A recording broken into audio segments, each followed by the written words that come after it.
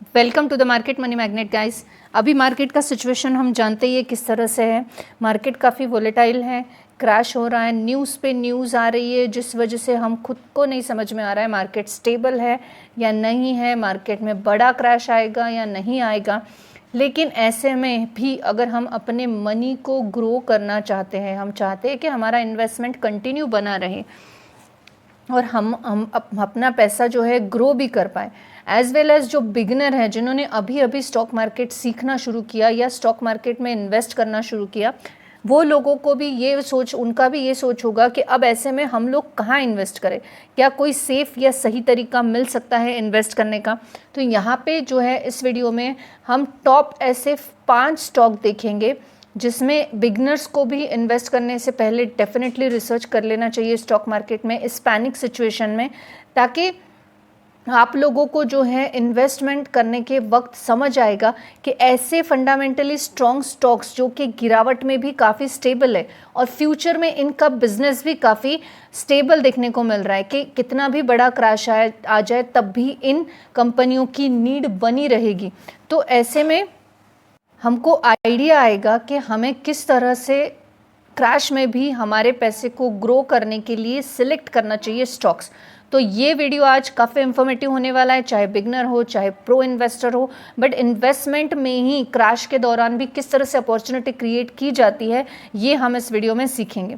तो हमारी लिस्ट में जो हमने सबसे पहला स्टॉक स्टडी करना है वो है Tata consultancy services. Tata consultancy services हम जानते ही है इंफॉर्मेशन टेक्नोलॉजी से रिलेटेड स्टॉक है, अपने सेक्टर का काफ़ी अच्छा दिग्गज माना जाता है, एक ब्लू चिप स्टॉक के कैटेगरी में डेफिनेटली आता है। अब जब क्रैश मार्केट में चल रहा है, काफ़ी वोलेटिलिटी है, बैड न्यूज़ आ रही है, 2008 और 2020 के क्रैश से कंपेयर किया जा रहा है, ऐसे में भी आपको इन्वेस्टमेंट अपॉर्चुनिटी ये स्टॉक दे सकता है। अब वो क्यों दे सकता है, अगर इस पर हम बात करें तो TCS एक डोमिनेंट ग्लोबल IT लीडर है, not only India but also global. तो ग्लोबल अगर ये डोमिनेटिव लीडर है और मैसिव क्रैश रिवर्स किया है इसने इसके पहले भी, वर्चुअली ज़ीरो डेप है ये, और ड्यूरिंग मार्केट के वोलेटिलिटी के एक डोमिनेंट करेंसी डिप्रिवेशंस इसमें देखने को मिलता है।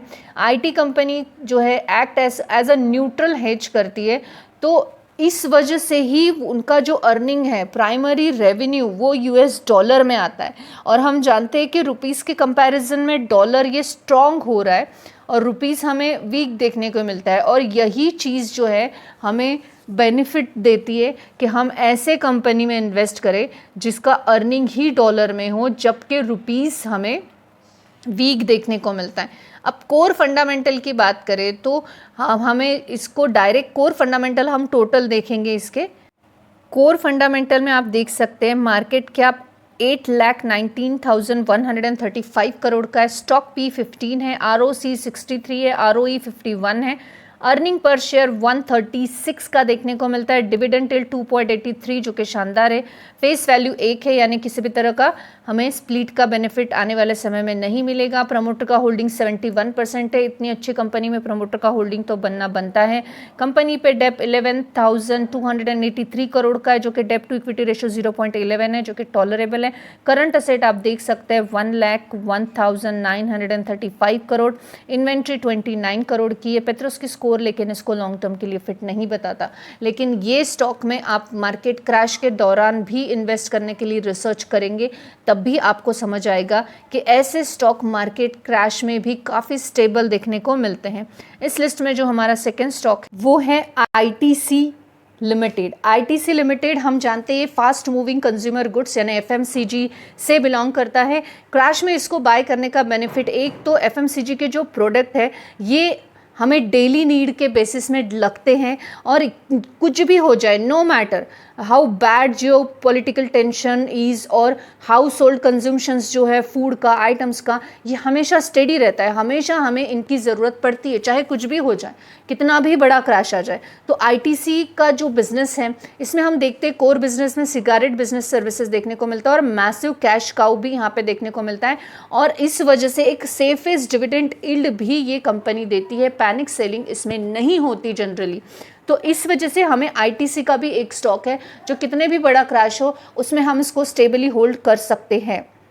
अगर हम मार्केट कैप की बात कर ले तो 3,87,724 करोड़ का मार्केट कैप है। स्टॉक पी 18 है, ROC 36.8 है, ROE 27 है। डिविडेंड यील्ड 4.64% का देखने को मिलता है। फेस वैल्यू 1 का, यानी किसी भी तरह का हमें स्प्लिट का बेनिफिट नहीं देखने को मिलेगा। अर्निंग पर शेयर 28% का देखने को मिलता है। प्रमोटर का होल्डिंग 0 है, लेकिन हम जानते हैं बिना प्रमोटर के भी ये कंपनी बहुत बढ़िया कर रही है। डेप 363 करोड़ का, डेप टू इक्विटी रेशियो 0.01 है, यानी वर्चुअली डेप फ्री कंपनी है। वहीं पे करंट असेट 47,278 करोड़ के, इन्वेंट्री 80,763 करोड़ की, और पेट्रोस के स्कोर के हिसाब से ये स्टॉक में लॉन्ग टर्म के लिए फिट नहीं बैठता, लेकिन बहुत बढ़िया परफॉर्मेंस के साथ ये स्टॉक चलता है। डेली नीड्स डेली गुड में ये काम करने की वजह से इसकी डिमांड कम होने के चांसेस थोड़े बहुत हमें कम ही देखने को मिलते हैं, क्योंकि कोई भी सिचुएशन हो, खाना पीना डेली नीड्स हमें लगेगी ही लगेगी। इस लिस्ट में जो हमारा नेक्स्ट स्टॉक वो है हिंदुस्तान यूनिलीवर लिमिटेड। अब हिंदुस्तान यूनिलीवर लिमिटेड ये भी FMCG का स्टॉक है। HUL जो है ये distribution network and house hold mind shares of India के डेली स्टेपलर्स में काम करता है। ये क्रैश के दौरान हम बोल सकते हैं हाई ग्रोथ स्टॉक ये हमें सबसे पहले देखने को मिलता है, क्योंकि कैपिटल रोटेट जो है इसमें वो हमें होता हुआ देखने को मिलता है, वो भी हेवी वेट में, और वो हमें HUL में होता हुआ देखने को मिलता है। अब इसमें जो है रिसेशन रेजिस्टेंट कैश फ्लो दोनों में हमें ये बेहतरीन काम करता हुआ देखने को मिलता है। कुछ चीज़ें इसमें सिमिलर है, लेकिन सारी नहीं। और कोर फंडामेंटल की अगर हम बात करें स्टॉक को लेकर, तो आप यहाँ पे देख सकते हैं मार्केट कैप 5,33,874 करोड़ का है। स्टॉक पी 48.9 का है, ROC 28 और ROE 22.3 का है। वहीं पे डिविडेंड यील्ड 1.80 का है और फेस वैल्यू 1 का देखने को मिल रहा है। प्रमोटर का होल्डिंग 61.9 है, यानी सेफ है। डेप कंपनी पे 1,478 करोड़ का है। डेप टू इक्विटी रेशियो 0.03 का है, यानी वर्चुअली डेप फ्री कंपनी हम इसको बोल सकते हैं। अगर इसका डिविडेंड देखा जाए तो लास्ट ईयर का 9,635 करोड़ का देखने को मिल रहा है। करंट असेट 19,021 करोड़ के, और इन्वेंट्री 4,789 करोड़, जबकि पेट्रोस के स्कोर के हिसाब से ये फुल मार्क्स देता है और लॉन्ग टर्म के लिए परफेक्ट होता हुआ नजर आता है। अभी तक हमने जितने 3 स्टॉक्स देखे हैं, इसमें आपने एक चीज़ कॉमन देखी होगी कि सारे स्टॉक्स जो है प्रॉफिट जनरेट करते हैं और सारे स्टॉक डिविडेंड देते हैं। जो कंपनी प्रॉफिट जनरेट करना जानती है वही कंपनी डिविडेंड देना भी जानती है। इस लिस्ट में जो हमारा नेक्स्ट स्टॉक है वो है ICICI बैंक लिमिटेड। सेक्टर तो फाइनेंशियल सर्विसेज है, प्राइवेट बैंक देखने को मिलता है। अब क्रैश में ये क्यों बेहतर है अगर हम इसकी बात करें, क्योंकि इसके अलावा भी बैंक्स है, लेकिन ये बैंक को हमने क्यों चुना, क्योंकि बैंकिंग जो है, जो जैसे निफ्टी बैंक ये जब ड्रॉप होता है तो इस टाइम पे एक ब्रॉडर सेल ऑफ आता है, मार्केट क्रैश होता है। लेकिन जो बाइंग है प्रीमियम फाइनेंशियल इंस्टीट्यूशन की, ये हमें डिस्काउंट में स्टेप अप देखने को मिलती है। और ICICI बैंक जो है ये कंसिस्टेंसी से हमें जो है क्रेडिट ग्रोथ दिखाते हुए, डिजिटल ट्रांसफॉर्मेशन की तरफ जाते हुए और assets quality better and better करते हुए देखने को मिलती है। तो ऐसे में हमें ऐसे बैंक्स को क्रैश के वक्त डेफिनेटली कंसिडर करना चाहिए, रादर दैन के बाकी बैंक जिसमें बहुत ज़्यादा वोलेटिलिटी बनी होती है। अगर हम इसके कोर फंडामेंटल्स की बात तो मार्केट कैप 8,92,242 करोड़ का है। स्टॉक पी 16.5 का है, ROC 7.20 है, ROE 16.1 देखने को मिलता है। डिविडेंड यील्ड 0.88% का देखने को मिलता है। फेस वैल्यू 2 का है। अब यहाँ पे डेप आप देखेंगे तो 20,50,284 crore, debt to equity ratio 5.69। तो मैं यहाँ पे आपको बताना चाहूँगी जितने फाइनेंशियल और बैंकिंग से रिलेटेड स्टॉक्स हैं उन सब में डेप होता है और इट्स वेरी नॉर्मल। तो यहाँ पे ये डेप को लेकर हम ये नहीं बोल सकते कि कंपनी पे बहुत ज़्यादा डेप है तो हम इसको कंसिडर नहीं करेंगे। वहीं पे पेट्रोस के स्कोर के हिसाब से लॉन्ग टर्म के लिए फिट बैठता हुआ नजर आता है। और करंट असेट्स जो है 3,81,700 करोड़ के देखने को मिलते हैं। इस लिस्ट में हमारा नेक्स्ट और लास्ट स्टॉक है सन फार्मास्यूटिकल इंडस्ट्रीज लिमिटेड। सन फार्मास्यूटिकल इंडस्ट्रीज लिमिटेड जो है ये health care and pharmaceutical sector से बिलोंग करता है, ये हम जानते ही है।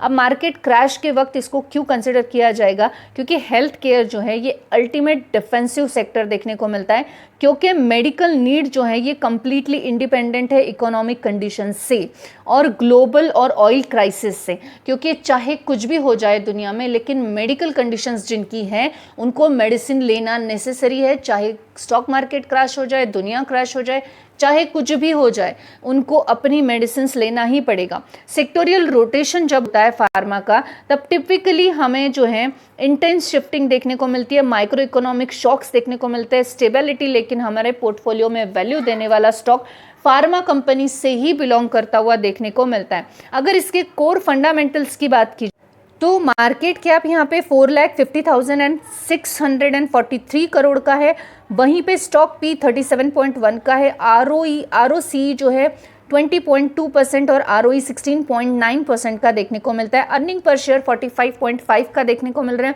डिविडेंड 0.85% है। फेस वैल्यू 1 का है, वहीं पे प्रमोटर का होल्डिंग 54.5% का है। डेब्ट कंपनी पे 5,215 करोड़ जो कि डेब्ट टू इक्विटी रेशो में 0.07 का देखने को मिलता है। करंट एसेट 60,136 करोड़ के पेट्रोस्की स्कोर के हिसाब से फुल पासिंग मार्क्स है, यानी लॉन्ग टर्म के लिए स्टॉक फिट बैठता हुआ नजर आता है। इन्वेंट्री जो है 10,442 करोड़ की देखने को मिलती है। तो आज यहाँ हमने जो 5 स्टॉक्स देखे हैं, ये पांचों स्टॉक आप अगर बिगनर हो, प्रो इन्वेस्टर्स हो, तब भी आप इस क्रैश के दौरान ये 5 स्टॉक्स को कंसिडर कर सकते हैं। जो बिगनर्स है उनको पोर्टफोलियो क्रिएट करना है तो आपको ये 5 स्टॉक्स पे डेफिनेटली रिसर्च करना चाहिए, स्टडी करना चाहिए। और आपने देखा होगा तो पांचों स्टॉक्स में हमें वैरायटी देखने को मिल रही है। बैंकिंग स्टॉक भी है, फार्मा स्टॉक भी है, उसके अलावा आईटी स्टॉक भी है और एफएमसीजी स्टॉक्स भी देखने को मिल रहा है। तो ये 5 स्टॉक्स को कंसिडर करते हुए आप इस क्रैश में अपॉर्चुनिटी भी ढूंढ सकते हो, पोर्टफोलियो क्रिएट करने के लिए भी कंसिडर कर सकते हो। लेकिन if you are really interested to invest in this stocks, please do your own research और ask your financial advisor, because I am not giving any advice here, neither buy nor sell. I hope this information is informative for you. Thanks for watching.